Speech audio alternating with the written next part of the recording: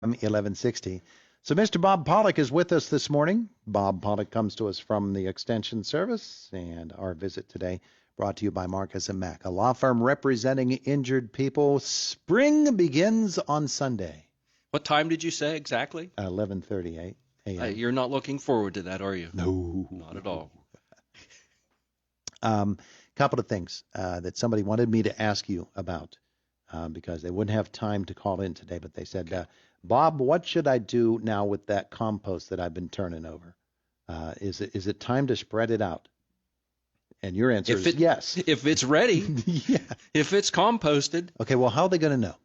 How do you know when your compost pile is ready? Usually if you pick some up and you can't tell what it was. What it once was? Yes. What it started out as? Yeah, so if the leaves are all gone, for the most part, and they don't have to be completely gone, but, as long as that process is pretty much through its cycle and you can't tell what you started with, then there's a pretty good chance that it's ready to roll. It's gone through the process, it's broken down, and it almost looks like soil at this point. So you've got a much finer product to work with. And you can have some variation in a compost pile or a bin, whatever method you're using to compost. You can get more complete composting in parts of the pile, and that will also vary on whether you turned it or not and how often you turned it, of course, to reincorporate that material and mix it up. You will get a more complete product that way through that turning process. But it still works, just throwing it in a pile or throwing it in the fence and letting it do its thing. Always on the edges, the edges that are exposed more to air won't break down as much, but in the center of the pile where it was able to heat up more and go through the process better. Ideally, are you turning your compost pile over once a week, once every 2 weeks? Once 2 to 3 weeks, even a month is fine. Sometimes even just, once or twice over several months is enough. You don't want to, if you do it too often, that can affect the temperature in the pile. You may not get it up to temperature enough. So you build up all that heat and then you turn it and that lets the heat escape and you have to start building it again. Right. And the so heat don't is what overdo does it. Yeah. The heat so you got the heat and the microorganisms and then moisture in there also, and that gets the whole process. Those are the ingredients. The whole shebang starts. Mix them up and let it go. But right. Now's, if you're using it on, maybe perennial beds or just beds that whether they have ornament, shrubs, trees, perennial plants, flowers, those you can top dress. I mean, you can use compost to top dress your yard. Okay. Now you want it to be finer, but just light top dressing on there can help get some organic matter as well as some nutrients back on top. And then you can even, if you do it light enough and get it worked down in, then you can even, if you need to reseed, or if you have patches that need reseeded, then you can seed those and just do a light topping coating of that. So that'll coat the seed, get it so it's in contact with some organic material, some good stuff, soil. Yep, and then that'll makes it easier to germinate, hold the moisture in there a little better. Let's talk about that a little bit. The yard itself is going to start greening up very soon. And especially here at my place, it's usually about a week to 2 weeks behind because I live further north. Yes, you are. But it'll be greening up here very soon, and so we always have the question about. And by the way, you can call and ask Bob questions 479-1160 or 349-WCCS. But the question about fertilizing in the spring, as opposed to weed and feed or just plain old fertilizer, dumping that on there. Correct me if I'm wrong, but in the past, haven't you said that really in the earliest part of the growing season, it's got so much energy that it doesn't really need more? True. This will be for all our cool season grasses, which the majority of our lawns and areas that are in turf are composed of cool season grasses. So they put on the most growth of the year coming up here in spring. Is when that's their natural cycle to do that. So we don't need to stimulate that a lot more, because you'll have to mow the most often during this period of time, Yeah. just naturally. So we don't need to overstimulate the grass to put on even more excessive growth, unless you love to mow, and then and all the things that go along with that. But so we can wait a little bit, and that fall fertilization can still be effective, this spring for that initial burst of growth as well. So if you've done that in the fall, and then, observe the grass too, how much growth does it put on? And if it's, if you're having to mow every 2 or 3 days, then you've got it cranking, as much as probably more than it needs to. But and then the color too, because the nitrogen that you apply, and that's typically the nutrient that we're applying with fertilizers is the nitrogen component.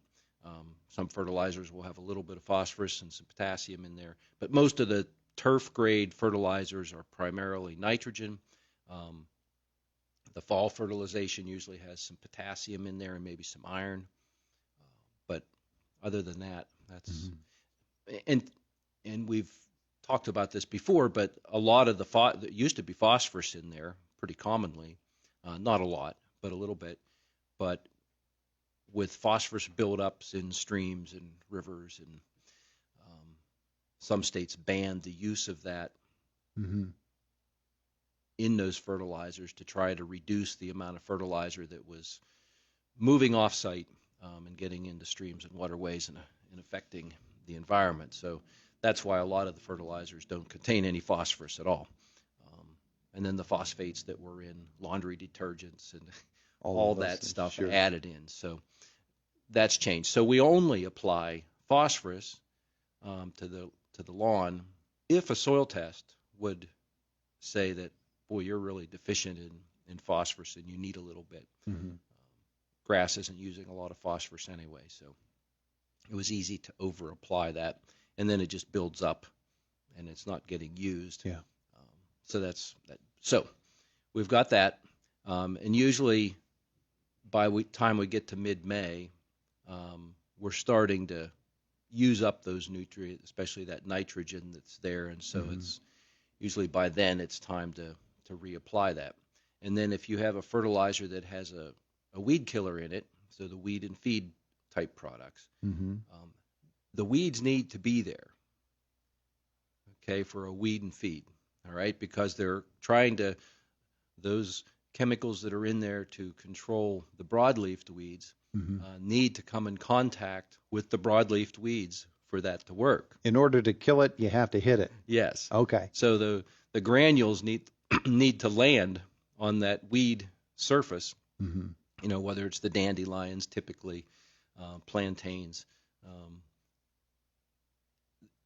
violets, although a lot of those products don't have enough materials and the right type of materials to really work on some of those tough perennials, like the creeping Charlie and with ground ivy, and then the violets. Those are much tougher to kill. So that needs to be there. So if you put it on too early, it's wasted. Sure. So we need to wait for that, get the right timing. A lot of times those need to be put on in the morning when we have a little bit of dew, when the surface of the foliage is just damp, moist, so that it can stick on there. Okay. If it's during the afternoon and everything's dry, then a lot of times that can just roll off. Even though it's pretty fine, it can still not hit the target, or it hits the target and moves off, and then you can get reduced control from that as well. And then the other type of product that we might find is one that has crabgrass preventer in it. Okay. All right. So crabgrass is a warm season grass, doesn't germinate early in the spring, so we have a window to get that on. The earlier you put it on, it's not that you can't put it on in April, but it has a lifespan. All right. So if you get it on too early, then you may not have enough of a dose there so that when the crabgrass seed does germinate later in May into June, sometimes even into July, we'll see it germinating. So too early, then the product can become ineffective or break down by the time the crabgrass seed starts to germinate. So we just need to be mindful of that, not getting a big rush to get that on. Yeah.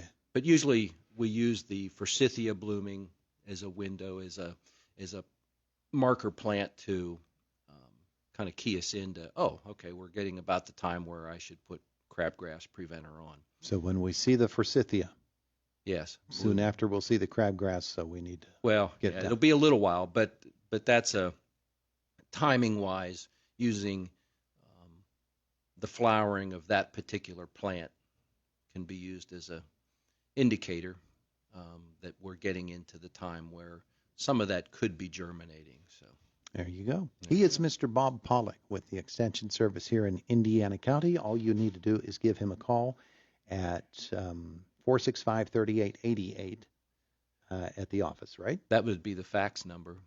Oh, yeah. Oh, what did I say? 3888. Yeah. 3880. 3880. Yeah. How did I remember the fax number? Yeah, after all really. This time? My goodness. I haven't been on that board for 25 years. That was impressive. It's WCCS. It's 101.1 FM and AM 1160. Fox News is up next at the top of the hour. It's 2 away. Hello, I'm interested in buying a home. Well, come on down. First, I need you to place your head in this lion's mouth. Then walk the tightrope while juggling balls. And for the grand finale, jump through this ring of fire. I need to do all of this just to get a mortgage? Maybe I'll pass for now, because this all seems way too overwhelming. Isn't there an easier way? InFirst Bank understands that happiness is owning your own home. For 100 years, InFirst Bank has aimed to make the mortgage process